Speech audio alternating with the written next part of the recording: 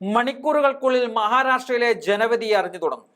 ആദ്യ ഒരു മണിക്കൂറിൽ തന്നെ മറാത്ത മണ്ണ് ഏത് മുന്നണിക്ക് അനുകൂലമായി ചിന്തിച്ച് തുടങ്ങുമെന്ന് ഏറെക്കുറെ മനസ്സിലാക്കാം. എക്സിറ്റ് പോളുകൾ BJP നേതൃത്വം നൽകുന്ന മഹായുതിക്ക് മുൻതൂക്കം പ്രവചിക്കുമ്പോൾ മഹാവികാസ് അഘാടി സഖ്യവും പ്രതീക്ഷയിലാണ്. എക്സിറ്റ് പോൾ പ്രവചനങ്ങൾക്ക് 10% താഴെ മാത്രമാണ് വിശ്വാസ്യത എന്ന് ഹരിയാന തെളിയിച്ചതാണ്. അതിന്റെ അടിസ്ഥാനത്തിൽ BJP പോലും മഹാരാഷ്ട്രയിലെ വിജയം ഉറപ്പിച്ചുവെന്ന് ഒരിടത്തും പറയുന്നില്ല. അതേസമയം BJP നിയോഗിച്ച സമിതിയുടെ രഹസ്യ റിപ്പോർട്ട് പ്രകാരം മഹാരാഷ്ട്രയിൽ ചിരിക്കാൻ സമയമായിട്ടില്ല എന്ന മുന്നറിയിപ്പാണ് നൽകുന്നത്. എക്സിറ്റ് പോളുകൾ പ്രവചിക്കുന്ന പോലെ എളുപ്പമുള്ള ജയം മഹാരാഷ്ട്ര സമ്മാനിക്കില്ലെന്നും നേരിയ മാർജിനുള്ള ജയം മാത്രം പ്രതീക്ഷിച്ചാൽ മതി എന്നതാണ് പറയുന്നത്. തൂക്ക് മന്ത്രിസഭക്കാണ് കൂടുതൽ സാധ്യത കൽപ്പിക്കുന്നത്. നേരത്തെ ലോക്സഭാ തെരഞ്ഞെടുപ്പിൽ പുല്ലുവില കൽപ്പിച്ച JDU TDP പാർട്ടികളുടെ ദയാദാക്ഷിണ്യത്തിന് വേണ്ടി കൈനീട്ടിയ കാര്യം BJP മറന്നിട്ടില്ല.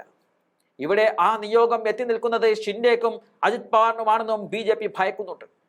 എന്തായാലും എക്സിറ്റ് പോളുകൾ പാളുവാനുള്ള സാധ്യതകൾ മുൻകൂട്ടി കണ്ടുകൊണ്ട് BJP ജയസാധ്യതയുള്ള സ്ഥാനാർത്ഥികളോട് മുംബൈയിൽ റിപ്പോർട്ട് ചെയ്യുവാൻ ആവശ്യപ്പെട്ടിരിക്കുകയാണ്. രാത്രി തന്നെ മുംബൈക്ക് വണ്ടി കയറണമെന്നും ബാക്കിയെല്ലാം പിന്നീട് തീരുമാനിക്കാമെന്നതാണ് BJP നേതൃത്വം അറിയിച്ചിരിക്കുന്നത്. ഇക്കൂട്ടത്തിൽ അജിത് പവാറിന്റെയും ഷിൻഡെയുടെയും സ്ഥാനാർത്ഥികളുമുണ്ട്. BJP അവരുടെ സ്ഥാനാർത്ഥികളെ കാര്യമായി ഭയക്കുന്നില്ലെങ്കിലും ഈ രണ്ട് പാർട്ടികളെ BJP ഭയന്ന് തുടങ്ങിയിട്ടുണ്ട് എന്ന് തന്നെയാണ് ഇപ്പോൾ വ്യക്തമായിരിക്കുന്നത്.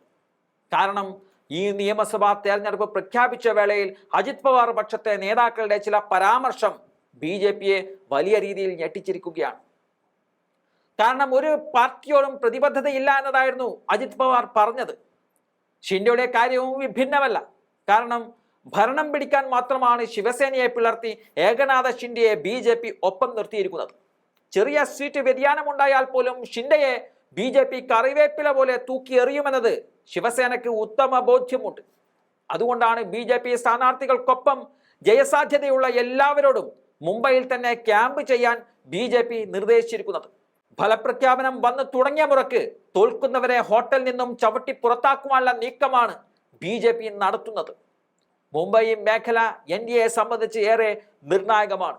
കാരണം ശിവസേനകൾ ചേരിതിരിഞ്ഞ് പോരടിക്കുന്ന ഇവിടെ പോളിംഗ് ശതമാനം കുത്തനെ ഇടിഞ്ഞിരുന്നു. അതുകൊണ്ട് തന്നെ വലിയ ആശങ്കയാണ് മുംബൈ മേഖല BJPക്ക് സമ്മാനിക്കുന്നത്. നേരത്തെ ലോക്സഭാ തെരഞ്ഞെടുപ്പിൽ ഈ മേഖലയിൽ നിന്നുള്ള 3 സീറ്റുകൾ രണ്ടിടത്തും വിജയിച്ചത് ഉദ്ധവിന്റെ ശിവസേനയായിരുന്നു. ഒരു സീറ്റിൽ ഷിൻഡെ വിഭാഗം ജയിച്ചെങ്കിലും വെറും 47 വോട്ടിനായിരുന്നു ആ ജയം. ഈ അപകടം തിരിച്ചറിഞ്ഞതിന് പിന്നാലെയാണ് സ്ഥാനാർത്ഥികളോട് രഹസ്യ കേന്ദ്രത്തിൽ ഒളിക്കാൻ BJP നിർദ്ദേശം നൽകിയിരിക്കുന്നത്. ശിവസേനയുടെ ശക്തി കേന്ദ്രമാണ് മുംബൈ മഹാനഗരം. ലോക്സഭാ തെരഞ്ഞെടുപ്പിൽ ഉദ്ധവ് താക്കറെയാണ് മുന്നേറിയതെങ്കിൽ ഇക്കുറി തങ്ങളുടെ കരുത്തറിയിച്ചില്ലെങ്കിൽ മുന്നണിയിൽ ഒതുങ്ങേണ്ട അവസ്ഥയാകും മുഖ്യമന്ത്രി ഏകനാഥ ഷിൻഡെക്ക്. 36 സീറ്റുകളാണ് മുംബൈ നഗരത്തിലും അതുപോലെ പ്രാന്തപ്രദേശങ്ങളിലുമായി ഉള്ളത്. ഇവിടെയാണ് ശിവസേനകൾക്ക് കരുത്ത് തെളിയിച്ച് തങ്ങളാണ് ബാൽ താക്കറുടെ പിന്മുറക്കാരെന്ന് തെളിയിക്കേണ്ട അവസരമുള്ളത്. ശക്തി കേന്ദ്രത്തിൽ പക്ഷേ വോട്ടിംഗ് ശതമാനം കുത്തനെ ഇടിഞ്ഞത് ഷിൻഡെയുടെ പ്രതീക്ഷകളെ തകിടം മറിച്ചിരിക്കുകയാണ്. ഈ സാഹചര്യത്തിൽ BJP പറയുന്നതനുസരിച്ച് സ്ഥാനാർത്ഥികളെ അവർക്ക് വിട്ടുകൊടുക്കുക എന്ന് ഒരിക്കലും പയറ്റിയിട്ടില്ലാത്ത തന്ത്രത്തിന് കൂടിയാണ് ഏകനാഥ ഷിൻഡെക്ക് തയ്യാറാകേണ്ടി വരുന്നത്.